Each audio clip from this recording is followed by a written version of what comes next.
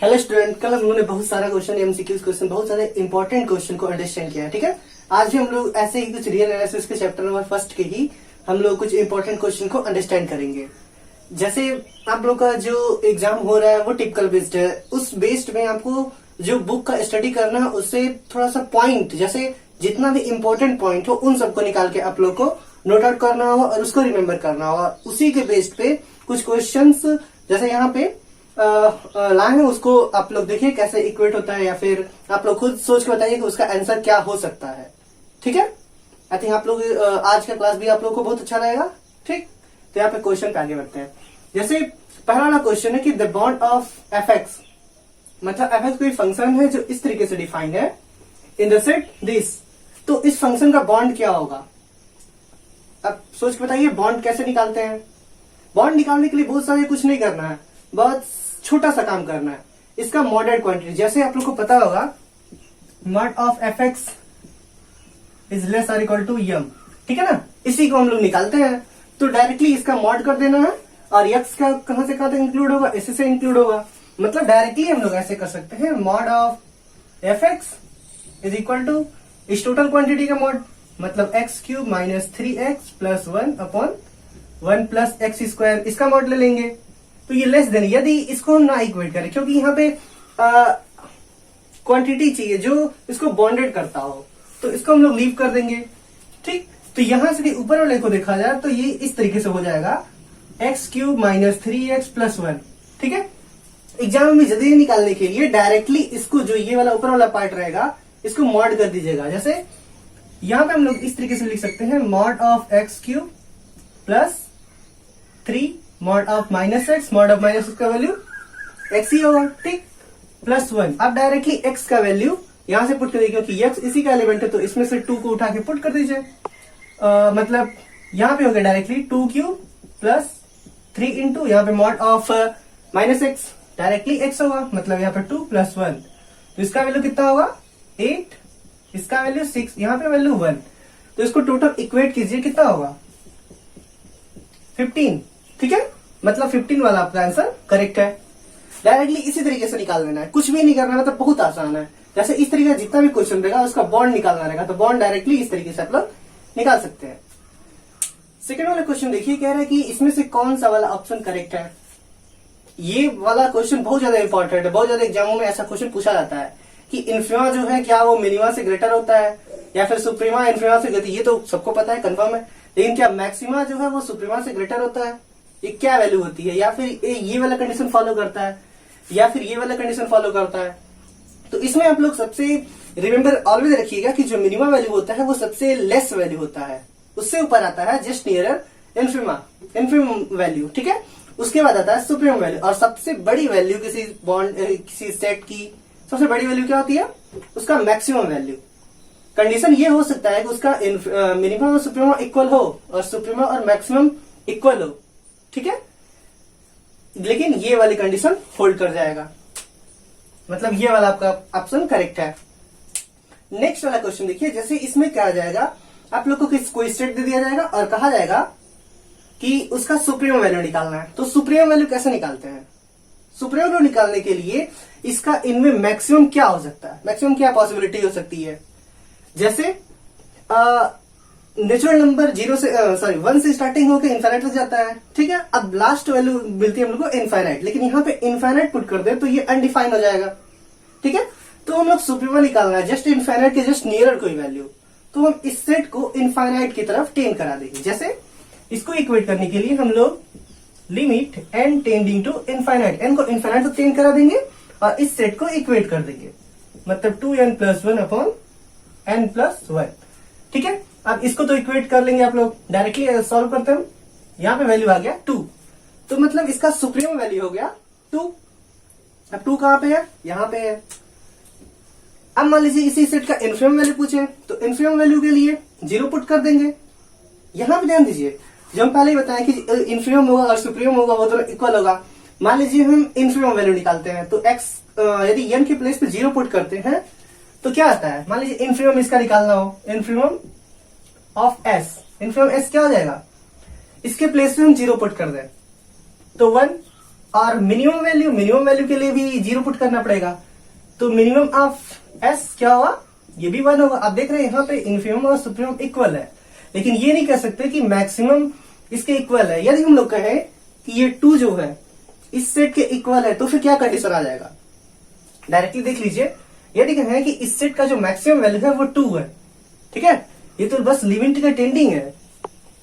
जैसे यहाँ पे यदि हम लोग ले लें कि एस मैक्सिमम ऑफ जो एस है वो 2 है, मतलब 2 जो होगा इसके इक्वल होगा, ठीक है। मतलब क्या आ गया 2n+1 अपॉन n+1। अब इसको थोड़ा सा इक्वेट कीजिए तो हमारे पास आ जाएगा 2n+2 = 2n+1।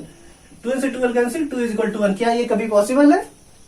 इसकी पॉसिबिलिटी इम्पॉसिबल है, मतलब ये पॉसिबल ही नहीं है, ठीक है। इसीलिए हम लोग कहेंगे ये जो 2 है ये इस सेट का जो है वो सुप्रीम वैल्यू है, ना कि मैक्सिमम वैल्यू, ठीक। मतलब ये वाला ऑप्शन करेक्ट हो गया। आगे क्वेश्चन देखते हैं।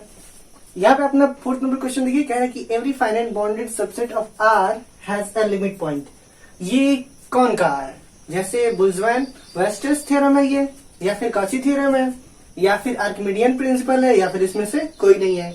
आप लोगों को बस ऐसा ही क्वेश्चन आएगा, जैसे इसमें स्टेटमेंट किसी का दे देगा और वो पूछ लेगा कि वो कौन है, मतलब वो किसका स्टेटमेंट है या फिर वो कौन सा एक्सियम है, ठीक है। इस तरीके से आप लोगों को क्वेश्चन आएगा तो डायरेक्टली आप लोग को ये पता होना चाहिए, मतलब रट लीजिएगा कि सबका स्टेटमेंट, जितने भी स्टेटमेंट्स दिए हुए हैं वो सब आप लोग को लर्न होना जरूरी है, तभी आप लोग समझ पाएंगे कि इसमें से कौन सा वाला करेक्ट है। तो ये जो है every finite bounded subset of R has a limit point, ये आप लोग बहुत पहले पढ़ चुके होंगे कि ये बोल्ट्जमैन-वेस्टर्स थ्योरम है, ठीक है।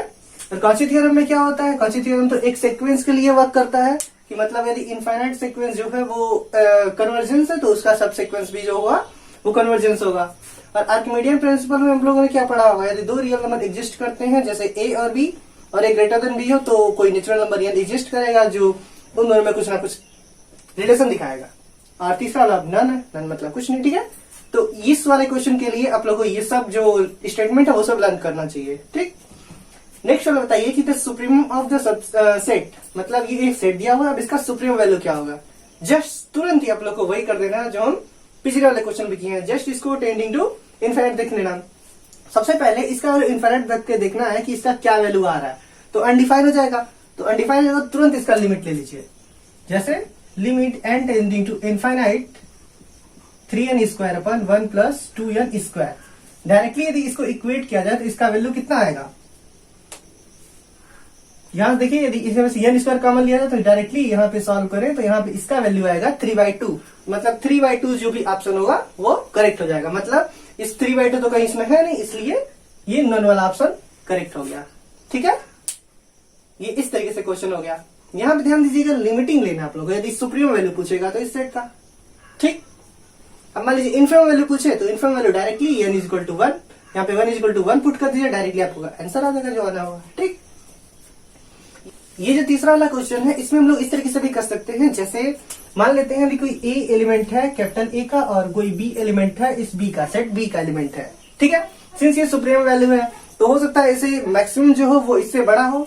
मान लेते हैं जो A है, सॉरी जो D है इस मैक्सिमम वैल्यू है, A इसके इक्वल भी हो सकता है या फिर उससे छोटा भी होगा, उससे तो बड़ा होगा नहीं क्योंकि हम लोग पहले भी देख चुके हैं। और इस तरीके से B जो होगा वो भी इस तरीके से कंडीशन फॉलो करेगा। D1 और D2 इसका मॉडुलस वैल्यू ले लिया जाए तो भी ये भी ऐसा ही होगा। तो अब हम लोग को सुप्रीमम ऑफ A + B निकालना है, तो सुप्रीमम ऑफ A + B को हम इस तरीके से लिख सकते हैं, supremum of A + supremum of B, ठीक है। अब इसका D1 और D2 पुट कर दीजिए तो यहाँ पे D1 हो गया, यहाँ पे D2 हो गया, ठीक है। मतलब हमारे पास ये वाली करेक्ट ऑप्शन हो गया, ठीक। आगे वाले क्वेश्चन देखते हैं। अपना क्वेश्चन नंबर 7 देखिए, जैसे कह रहा है कि finite set have number of limit point, मतलब कोई फाइनाइट सेट होता है तो उसके पास कितने नंबर ऑफ लिमिट पॉइंट होते हैं। तो ये आप लोगों ने स्टेटमेंट पढ़ा होगा, फाइनाइट सेट के पास कोई लिमिट पॉइंट नहीं होता है, ठीक है। ये क्वेश्चन हो गया। इस तरीके से भी जो पॉइंट्स हो उनको भी आपको रिमेंबर करना होगा, ठीक। कह रहा है कि इफ A एंड B कोई real number, set of real numbers हो तो सुप्रीमम ऑफ A - B इसका वैल्यू क्या होगा। जैसे सुप्रीमम A + B का value supremum of B, supremum plus supremum of B हो गया था, उसी तरीके से सुप्रीमम ऑफ A - B का वैल्यू क्या होगा। ध्यान दीजिए कि सुप्रीमम A - B का value supremum A - supremum of B नहीं होता है, supremum of A - infimum of B होता है, ठीक है। जैसे मान लीजिए कि आपको इसी का सुप्रीमम इन्फीमम निकालना है, तो आपको इस तरीके से लिख सकते हैं supremum of A minus B. इसको इस तरीके से लिखा जा सकता है supremum of A plus minus B. ठीक है, इसको क्या लिख सकते हैं, इस दोनों वैल्यू को, इन दोनों वैल्यू को हम लोग लिख सकते हैं supremum of A plus supremum of minus B. और यहाँ पे सुप्रीमम ऑफ माइनस बी आप लोग फॉर्मूला पढ़े होंगे कि सुप्रीमम ऑफ माइनस इस तरीके से होता है, माइनस जो भी एलिमेंट हो, जो भी सेट का एलिमेंट हो, माइनस ऑफ इन्फीमम बी। ठीक है, ये इस टाइप का फॉर्मूला होता है। मतलब आपका ये वाला जो ऑप्शन होगा वो करेक्ट हो जाएगा, मतलब ऑप्शन सी जो है वो करेक्ट है। ठीक है, अब यहाँ पे मान लीजिए कि आपको एक क्वेश्चन हो, देखिए ये सब बहुत आसान क्वेश्चन है, बस आपको थोड़ा सा ट्रिक इससे पता होना चाहिए कि इसका ट्रिक क्या है। ठीक, कह रहा है कि 9th में क्वेश्चन देखिए, कह रहा है कि द सेट ए, इसको कंप्लीट कहा जाएगा with respect to upper bound. मतलब अपर बॉन्ड के रिस्पेक्ट में किसी सेट ए को कंप्लीट कब कहा जाएगा। देखिए अब कंप्लीट होने के लिए जैसे पहला कंडीशन है कि इसका सुप्रीमम जो होता है इसी में एग्जिस्ट करना चाहिए, इसका सुप्रीमम जो है इसका एलिमेंट नहीं होना चाहिए। ये दोनों देखिए स्ट्रिक्टली फॉलो कर रहे हैं, मतलब होना ही चाहिए या फिर होना ही नहीं चाहिए, कंफर्मली है। लेकिन यहाँ पे सुप्रीमम ए नहीं, मतलब हो भी सकता है नहीं भी हो सकता है, या फिर इसमें से कोई नहीं, तो ये वाला पार्ट करेक्ट हो जाएगा आपका। ठीक है, लेकिन इसका जो सेट ए का जो लिमिट पॉइंट होगा वो इसी सेट में होना चाहिए, लेकिन जो इन्फीमम वैल्यू है, सॉरी सुप्रीमम वैल्यू है, सुप्रीमम वैल्यू इस सेट में हो भी सकता है और नहीं भी हो सकता है। ठीक है, तो ये वाला आपका आंसर करेक्ट हो जाएगा। क्वेश्चन नंबर 10 देखिए, जैसे क्वेश्चन नंबर 10 में कह रहा है कि यदि कोई सेट एस है जो सबसेट है रियल नंबर का एंड एक्स कोई एलिमेंट है रियल नंबर का, तो यस को नेबरहुड कब कहा जाएगा इस एक्स का। देखिए ये भी नेबरहुड का एक डेफिनेशन है, डेफिनेशन के अकॉर्डिंग एस कब इस सेट इस एलिमेंट एक्स का नेबरहुड होता है, जब ये वाला कंडीशन फॉलो करता है, या फिर जब ये एक्स वाला जो होता है ये ओपन इंटरवल में होता है, या फिर ये एक्स क्लोज इंटरवल में होता है, या फिर ये सेमी ओपन होता है, या फिर इसमें से कोई नहीं। मतलब इसमें से कौन सा वाला ऑप्शन करेक्ट है। तो आप लोग डेफिनेशन में पढ़े होंगे नेबरहुड के, यदि एस कोई सबसेट होता है रियल नंबर का और एक्स है आर का एलिमेंट है, तो एस नेबरहुड तभी होता है जब open interval x minus delta x plus delta जो होता है क्लोज्ड, ये जो होता है एलिमेंट होता है एस का, यहाँ पे डेल्टा जो होता है वो ग्रेटर देन 0 होता है। ठीक है, मतलब जैसे मान लीजिए कोई नंबर लाइन हो और उस नंबर लाइन पे एक्स मान लेते हैं यहाँ पे कुछ एग्जिस्ट कर रहा है, तो इसका नेबरहुड का मतलब इसका थोड़ा सा आगे और थोड़ा सा पीछे, तो दोनों तरफ, मतलब ये मान लेते हैं डिस्टेंस डेल्टा है, यहाँ पे हो गया एक्स प्लस डेल्टा और एक्स माइनस डेल्टा, मतलब यहाँ तक जो कवर करेगा ये टोटल जो होता है क्लोज्ड, लेकिन इसको और इसको नहीं इंक्लूड करेंगे। मतलब ये वाला पॉइंट, ये वाला पॉइंट, जैसे इसका डेफिनेशन तो पता है ओपन इंटरवल का कि इन दोनों को इंक्लूड नहीं किया जाता, जो इन दोनों के बीच में आता है उसी को इंक्लूड किया जाता है, तो वो जो एरिया होता है वही क्या होता है, नेबरहुड होता है। तो नेबरहुड के डेफिनेशन के अकॉर्डिंग ये वाला पार्ट जो है वो करेक्ट हो जाएगा। यहाँ पे देखिए क्वेश्चन नंबर 11 में बोला जा रहा है कि द आइसोलेटेड पॉइंट इज, मतलब आइसोलेटेड पॉइंट इसमें से कौन होगा, सेकंड लिमिट पॉइंट। देखिए आप लोगों को क्वेश्चन को कंफ्यूज करने के लिए इस तरीके से देता है सेकंड लिमिट पॉइंट, ठीक है, या फिर लिमिट पॉइंट, या फिर अदर देन लिमिट पॉइंट, या फिर इसमें से कोई नहीं, तो कौन सा वाला ऑप्शन करेक्ट होगा। तो ये भी एक डेफिनेशन ही है, मतलब किसी सेट का किसी सीक्वेंस का भी या फिर किसी सेट का जितना भी उसका लिमिट पॉइंट, जैसे एक लिमिट पॉइंट होगा तो उसका जो लिमिट पॉइंट होगा उसके लिमिट पॉइंट के अलावा जितने पॉइंट होंगे वो सब क्या कहलाएंगे, आइसोलेटेड पॉइंट। ठीक है, मतलब ये वाला ऑप्शन करेक्ट हो जाएगा अदर देन लिमिट पॉइंट, मतलब लिमिट पॉइंट के अलावा जितने भी एलिमेंट होंगे। और यहाँ पे ये वाला सबसे इजी क्वेश्चन दे दिया गया, द बॉन्ड ऑफ, मतलब इस वैल्यू का बॉन्ड क्या होगा, जहां पे x जो होगा वो एलिमेंट होगा -1 से 1 का, मतलब अब इस फंक्शन का बॉन्ड कहां होगा, मतलब मैक्सिमम बॉन्ड क्या होगा। तो सबसे पहले सिंपल वही काम करना है कि मॉड ऑफ fx, ठीक है, वैल्यू निकाल लेना है, मतलब इन सब का मॉड कर देना है, मतलब x to the power 5, x to the power 4, x to the power 3, x to the power इतना, ठीक है, प्लस x माइनस 1। अब इसको थोड़ा सा इक्वेट कर देंगे हम लोग। इक्वेट हम लोग इस तरीके से करेंगे, जैसे सब मॉड को सेपरेट किया है तो ये ट्रायंगुलर इनइक्वालिटी प्रॉपर्टी होल्ड करता है, ठीक। तो यहाँ पे हो जाएगा x to the power 5 plus x to the power 4। देखिए यहाँ पे -4 है तो मॉड वाला, मॉड जब इसको लेंगे तो -4 + 4 में कन्वर्ट हो जाएगा, मतलब mod 4 mod x to the power 4। और यहाँ पे हो गया mod of x to the power 3। यहाँ पे इस तरीके से मॉड ऑफ -x²। ठीक, यहाँ पे हो गया मॉड ऑफ x + 1। ठीक है, अब x इसका एलिमेंट है, इन सबका एलिमेंट है, तो इसमें से किसी एक को पुट कर दिया जाए तो वैल्यू क्या आएगा। यहाँ पे देखिए इसको हम लोग इक्वल टू लिखेंगे अभी, क्योंकि यहाँ पे ध्यान दीजिएगा ये टर्म इसके इक्वल हो रहा है। ठीक है, मतलब 1 + 1 + 1 + 1 + 1। यहाँ पे एक वैल्यू है -1, सॉरी यहाँ पे -1 था, +1 -1, तो माइनस से माइनस कैंसिल हो गया। तो यहाँ पे कितना हुआ, यहाँ पे देखिए ये वाला प्लस और ये वाला माइनस, ये दोनों मिलकर कैंसिल हो गया। तो अब इन सबको सम कर दिया जाए तो 4 आ जाएगा, मतलब ये वाला आपका 4 आंसर करेक्ट है। अपना क्वेश्चन नंबर 13 देखिए, यहाँ पे पूछा जा रहा है कि द बॉन्ड ऑफ, मतलब ये कोई फंक्शन दिया हुआ है, अब इस फंक्शन का जो है बॉन्ड क्या होगा जब x जो होगा वो इस सेट का एलिमेंट हो, -1 से 1 का एलिमेंट है, मतलब -1 भी हो सकता है +1 भी हो सकता है। तो इसका वैल्यू, ये बॉन्ड क्या होगा इसका वैल्यू, तो बॉन्ड क्या वैल्यू डायरेक्टली हम पहले बता चुके हैं कि बॉन्ड के लिए सबसे पहले क्या करना पड़ेगा, इसका मॉड करना पड़ेगा।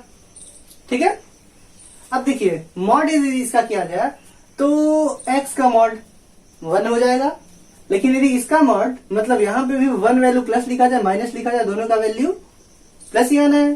ठीक है, तो 1, अब कॉस में 1 कब होता है, कॉस 0 पे 1 होता है। ठीक है, तो यहाँ पे 0 वैल्यू आ जाएगा तो 4 × 0 0 हो जाएगा, तो यहाँ पे 1 एक क्वांटिटी आई जो 1 करेक्ट है। ठीक है, मतलब वो बॉन्ड इस फंक्शन का क्या होगा, मतलब fx का बॉन्ड क्या होगा, 1 हो जाएगा। ठीक, ऐसे ही आप लोग निकाल सकते हैं डायरेक्टली। अब यहाँ पे पूछा जाए कि इन्फिमम वैल्यू क्या होगा। इन्फिमम वैल्यू के लिए सबसे लीस्ट वैल्यू, मतलब इस नेचुरल नंबर में सबसे कम से कम क्या होता है, कम से कम सबसे 1 होता है। तो जब हम n के प्लेस में 1 पुट करेंगे तो 1/1 + 1 मतलब 1/2, डायरेक्ट आंसर आ गया। अब मान लीजिए इसी में सुप्रीम वैल्यू पूछता, supreme value tending to infinite करते, जो वैल्यू आता वो देखा जाता। ठीक, यदि आज का वीडियो आप लोगों को अच्छा लगा होगा तो इसको लाइक कीजिए, शेयर कीजिए, कमेंट कीजिए, और आप यदि इस चैनल पर नए हैं तो सब्सक्राइब कीजिए। Thank you.